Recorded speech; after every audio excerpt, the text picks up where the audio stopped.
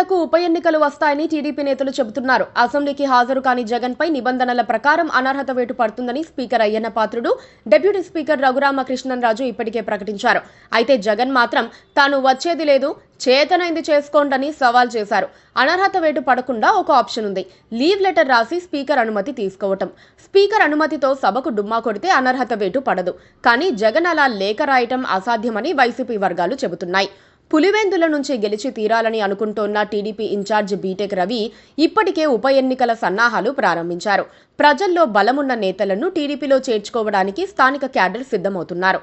Pulivendula TDP నేతలు కూడా స్థానికంగా ఉన్న పరిస్థితులను, చేరికలకు సంబంధించిన అంశాలను హైకమాండ్కు వివరిస్తున్నారు. లోకల్ క్యాడర్ను విస్తృతంగా చేర్చుకుంటున్నారు.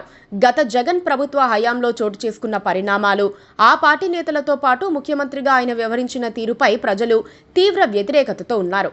దీంతో రాష్ట్రంలోని వివిధ ప్రాంతాల్లో వైసీపీకి చెందిన పార్టీ శ్రేణులు టీడీపీ, జనసేనల్లో చేరుతున్నాయి. అయితే ఎక్కడ ఏం జరిగినా పులివెందులలో వైసీపీ నేతలు మాత్రం జగన్ వెంటే ఉంటారని అనుకుంటున్నారు. కానీ ప్రస్తుత పరిస్థితి అలా లేదు. 2024 ఎన్నికల్లో వైసీపీ ఘోరంగా ఓడిపోవడంతో ఆ పార్టీకి ప్రతిపక్ష హోదా సైతం దక్కలేదు. కుప్పంలో చంద్రబాబుని కూడా ఓడిస్తామన్న జగన్ ధీమాను నమ్మి పలువురు వైసీపీ నేతలు పెద్ద ఎత్తున బెట్టింగ్లకు దిగి ఇల్లు గుల్ల చేసుకున్నారు.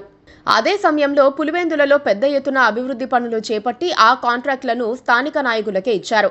వారు పనులు చేశారు, కానీ బిల్లులు విడుదల కాలేదు. దాంతో జగన్ ఎప్పుడు పులివెందుల వెళ్లినా సరే బిల్లులు అంటూ ఆయన వద్దకు వచ్చేవారు వందల మంది ఉంటున్నారు. ఆ క్రమంలో అటు అసెంబ్లీకి వెళ్లలేక ఇటు పులివెందులలో ఉండలేని పరిస్థితి ఎదుర్కొంటున్నారు. అనర్హత వేటు పడితే తెలుగుదేశం పార్టీ ఉప ఎన్నికల్లో శక్తినంతా కేంద్రీకరించి జగన్ మరోసారి అసెంబ్లీకి రాకుండా చేస్తుంది అనటంలో సందేహం లేదు. గతంలోలా ఇప్పుడు వైసీపీ క్యాడర్ లేదు. వైఎస్ కుటుంబంలో వచ్చిన విభేదాల కారణంగా క్యాడర్ కూడా చీలిపోయింది. అప్పటికీ చాలా మందిలో అసంతృప్తి ఉంది. తమకు ఏమీ చెయ్యలేదని ఫీల్ అవుతున్నారు.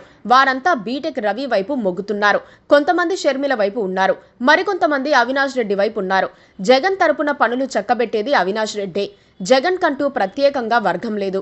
అవినాష్ రెడ్డి రేపు తన కేసుల విషయంలో ఏదైనా ఫేవర్ చేస్తారనుకుంటే సైలెంట్ గా తన వర్గం ఓటర్లతో ఇతరులకు ఓట్లు వేయించినా ఆశ్చర్యం ఉండదు. ఎలా చూసినా ప్రస్తుత పరిస్థితుల్లో పులివెందుల ఉప ఎన్నిక అనేది జగన్ కు పెద్ద రిస్క్. మరి ఆయన ధైర్యం చేస్తారా? Please subscribe to KTV Telugu. KTV Telugu. KTV Telugu. KTV Telugu. KTV Telugu channel.